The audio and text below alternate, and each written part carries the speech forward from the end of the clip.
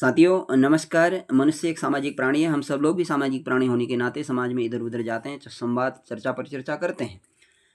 वर्तमान परिप्रेक्ष्य में एक अत्यंत व्यापक संवेदनशील दुखद एवं चिंतनीय समस्या के रूप में सामने आ रही है समस्या युवाओं की शादी न हो पाना।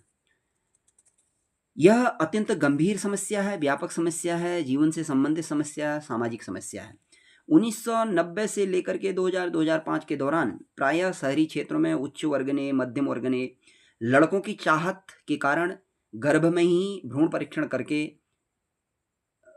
लड़कियों को मारा, बालिकाओं को मारा, जिसके दुष्परिणाम यह हुए कि भारतीय जनगणना 2011 के अनुसार 1000 पुरुषों में लगभग 945 महिलाओं के होने की पुष्टि हुई। और जो एक गंभीर चिंतन का विषय था और व्यापक विमर्श का विषय था, और तत्कालीन सरकारों ने इसमें बहुत कठोर कानून बना करके भ्रूण लिंग परीक्षण को कानूनन अपराध सिद्ध किया गया।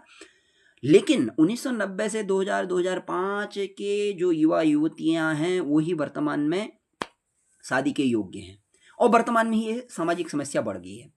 और दूसरी, शहरी क्षेत्रों में अच्छा रोजगार होने के बाद, अच्छा पढ़ाई लिखाई व्यापार होने के बाद भी वहाँ के लड़कों को लड़कियां नहीं मिल पाई। तो उन लड़कों के माता पिता अभिभावकों ने पर्वतीय क्षेत्रों की तरह गांव क्षेत्रों की ओर रुख किया, और गांव क्षेत्र के माता पिता अभिभावकों ने भी सोचा कि हमारी लड़की अच्छे समृद्ध घराने में चले जाएगी, अच्छे परिवार में चले जाएगी, तो लड़कियों को शहरी क्षेत्रों में देना शुरू किया। यद्यपि विवाह के बाद उनका जीवन कैसा सुखमय व्यतीत हो रहा है, कैसे वो संतुष्ट है कि नहीं, ये पृथक चर्चा का विषय है जो समाज में देखते और अनुभव करते हम आए हैं।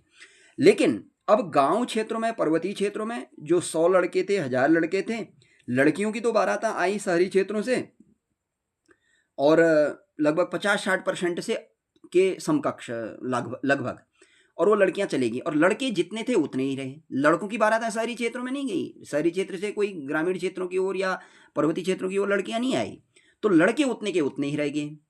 और अर्थात मतलब 30-35% का इतना विकट वो हो गया कि लगभग लड़कियां बाहर को चलेगी, वैसे ही लिंगानुपात अधिक था, और लड़के तो उतने के उतने ही रहे, लड़कियां बाहर को चलेगी। तो हमारे ग्रामीण क्षेत्रों में, पर्वतीय क्षेत्रों में यह समस्या इसलिए और विकराल होते जा रही है। अब है क्या कि इसमें न कोई शास्त्रीय नियम काम कर सकते हैं, न कोई विधिसम्मत नियम काम कर सकते हैं। रोजगार छोटा हो चलेगा, नौकरी पेशा छोटा हो चलेगा, आय के स्रोत छोटे हों चलेगा, लेकिन ये एक बहुत बड़ी समस्या है। अब इसमें हमने सार्थक चर्चा करनी है, हम लोगों ने सबने मिल करके और इस परिप्रेक्ष्य में मिलजुल करके काम करना है, तभी इस संकट से हम दूर